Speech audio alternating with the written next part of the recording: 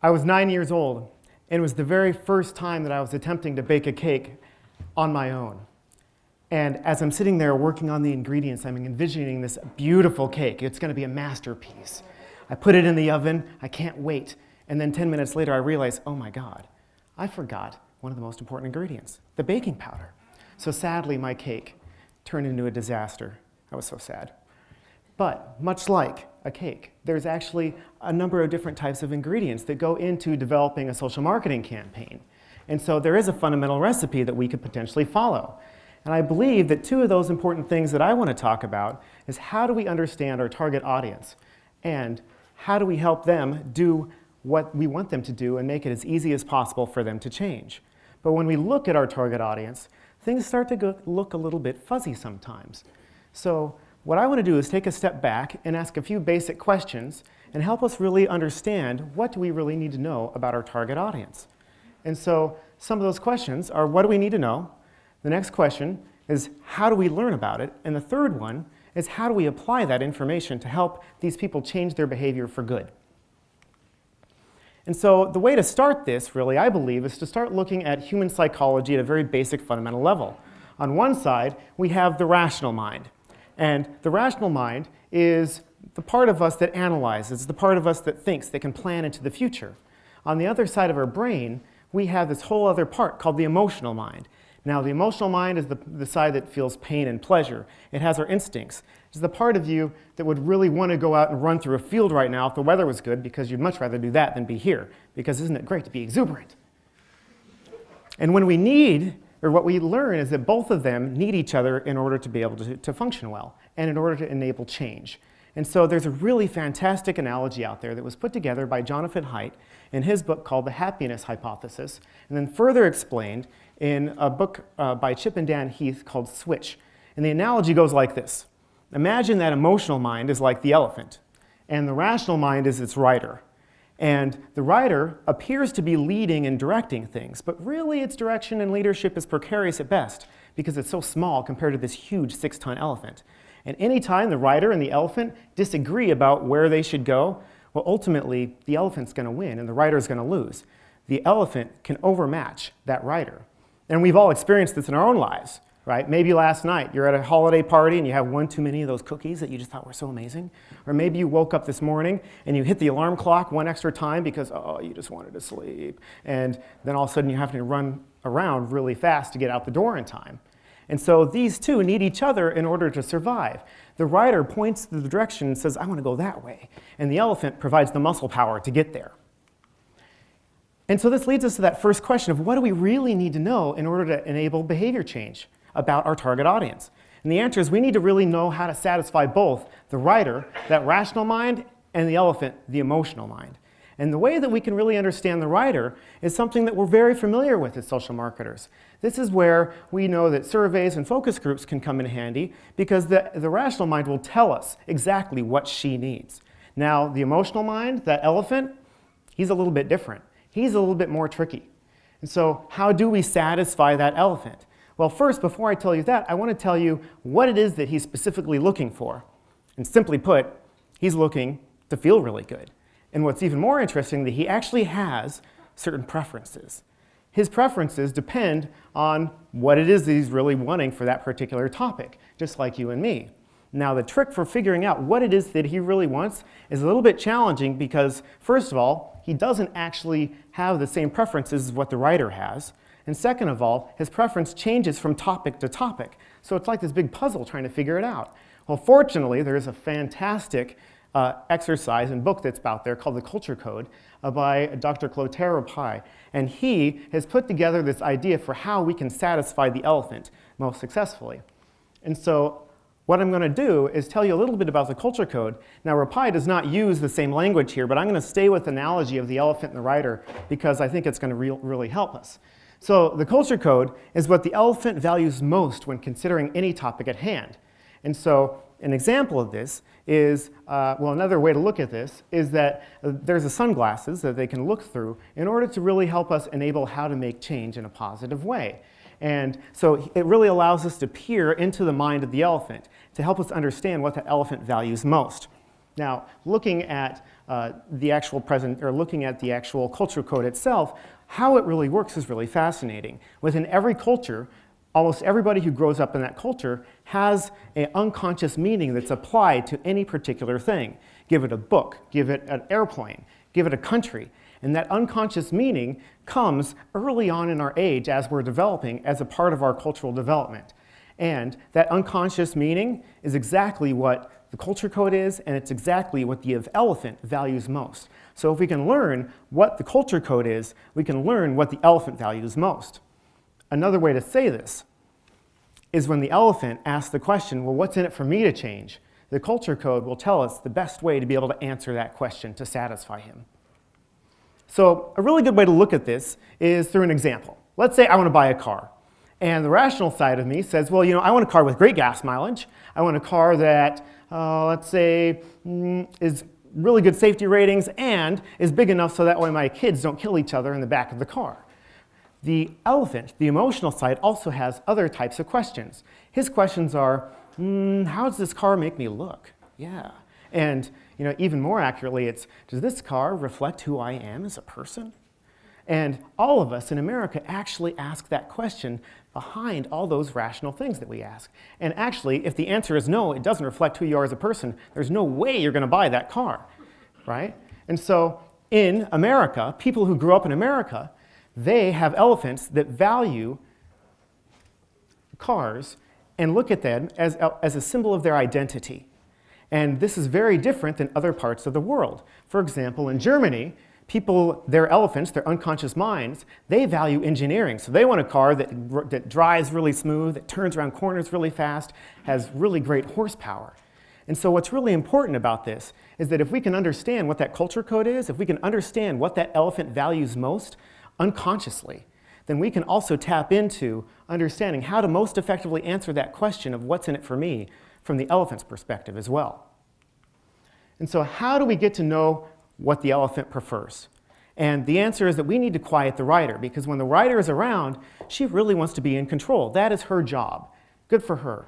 And the challenge, though, is that when she is around, she is going to really make it so the elephant can't really talk. And so we need to quiet her out. And the best way to do this is to give her the vacation that she deserves. So that way she can go away, and the elephant can come up, and he can actually talk to us. And the way that Rapai has done this, which is fascinating, is he actually goes and takes people, groups of people, through kind of it's like a meditation experience to get them to go deep so they quiet that mind, get the mind away so that way that deeper self can come out and talk. And he'll then ask questions related to their very first experience, related to that particular topic. And he'll ask them questions about their feelings and their emotions. And from that, he can derive what that culture code is. He can derive what their elephant values most about that particular thing. And so you may be asking yourself, how is this relevant? How is this important to me? And I want to be able to give you a couple examples that will help you understand this. So the first example is one from a recreational crabber project that we worked on, which was targeting recreational crabbers to basically protect the fishery, to do certain activities that will enable the fishery to maintain its integrity. And one of the things that we've seen in Puget Sound is that we've had in the last 15 years a 10-fold increase in the number of crabs that have been harvested out of Puget Sound. It's just because more and more people want to go crabbing these days. Well, one of the challenges that's happening, though, is that more and more people are losing their pots accidentally underwater, and the thing, once it's underwater, it continues to catch crab and kill them. In Puget Sound, 180,000 crabs die every year as a result from this. And so the good news is that there are people who are working to remove this, thankfully. But obviously, doesn't it make sense for us to try to fix the problem in the first place before they actually get in the water? So how do we help people do this?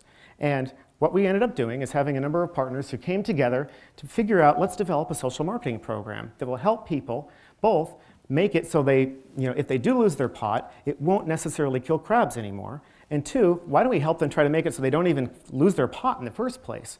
And so the way we did this was through helping volunteers go out on the major crabbing days, like the very first day of the season, and have conversations with people about crabbing. And the conversations go like this.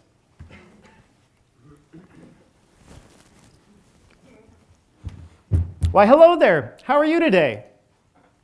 Oh, you like my hat? Thanks. Yeah, he's actually feeling a bit crabby today. He's kind of poking me in the ear. But I'm actually doing really well. Thank you. My name is Stef, and I'm a volunteer.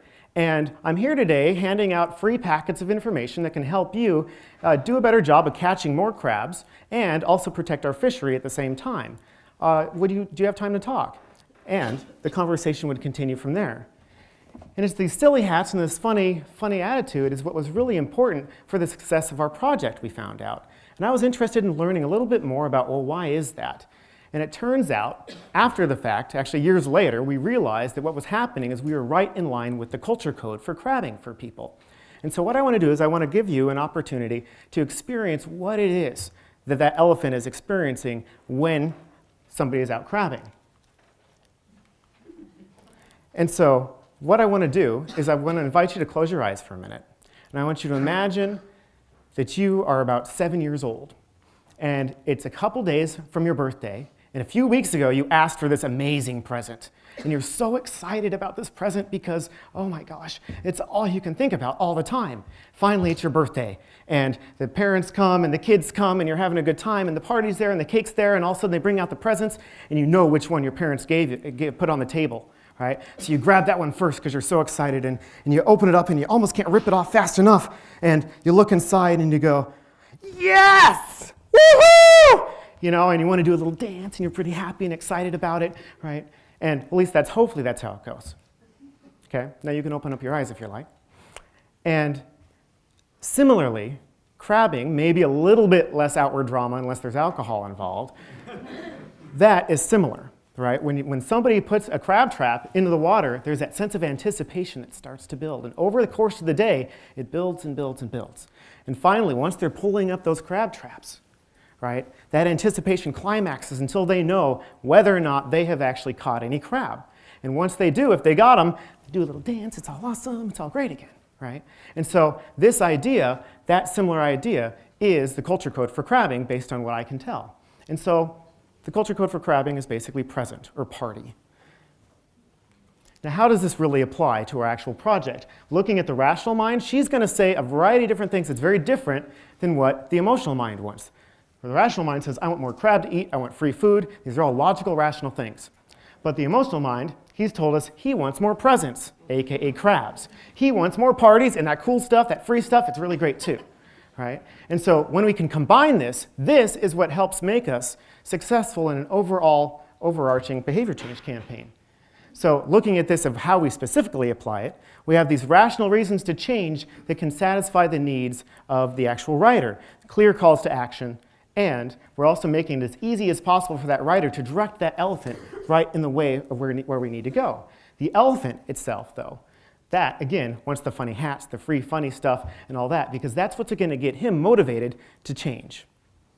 So let's take another look at another project, because you might be thinking, well, why shouldn't we just do funny, fun stuff all the time then? So another different project here is related to septic systems, which we heard a little bit about my expertise in that. And so we were working on a project that was looking at developing an overall program that would enable homeowners to take care of their septic systems. And as we were testing our materials at focus groups, we were passing out funny and fun messages to everybody. And as soon as they got them, they looked at them and they'd go, oh my gosh. And I mean, they were having a negative, visceral, deep reaction to these funny and fun messages. Isn't that interesting? I thought, well, why is that? Well, it turns out that those funny and fun messages are not consistent with the culture code, because the culture code is like a big scary monster to them. It's not just a big scary monster, it's actually Dr. Jekyll and Mr. Hyde. The reason why, Dr. Jekyll, the really good doctor, he's the guy who takes care of the septic system. He's the one who takes all that nasty stuff you don't want in your house, gets it out of there. That's a cool thing. But out of nowhere, unexpectedly, Dr. Hyde, or Mr. Hyde can come out, and he can create a big monster, nasty disaster inside your house with a backup of sewage from your pipes. People take this very seriously. This is a very visceral, deep thing. And joking about it is inappropriate because it isn't going to solve their problem. And so looking at how we develop a program for this, we have the rational mind that says, I want more safety for my family, etc. Looking at the emotional mind, it says, you know, I'm really scared and I want protection from that monster, and I'm serious about this. And so we need to be thinking about these things when we're developing a program related to septic system care. And so how do we market to septic system homeowners? Well, first, again, we need to do clear calls to action. We need to provide the right strategy and the right tools to help that rational mind be able to direct that elephant where you want to go. But with the elephant this time, it's a whole different strategy. You need no-nonsense messaging to help that elephant realize that you're acknowledging that it's scared, just like a kid when its kid is scared. And then you also need to make sure that the kid can trust you, or the elephant can trust you. And then you need to provide an elephant a sense of assurance, something to feel good about, because the elephant's going to want to feel good when the elephant's going to move. And so when you combine all these things into a package again, that's what's going to enable a successful marketing program. And so I want to close today by just reaffirming that I believe that the key ingredients for this overall effort looking at developing social marketing campaigns is to address both the writer, the rational mind, and the elephant, the emotional mind. And when we can do that, we can be successful. And so I want to ask all of you, with your projects, are you addressing both the rational mind, the writer, and the elephant? And if the answer is yes, then you, the writer and the elephant, can go happily ever after riding off into the sunset. Thank you very much.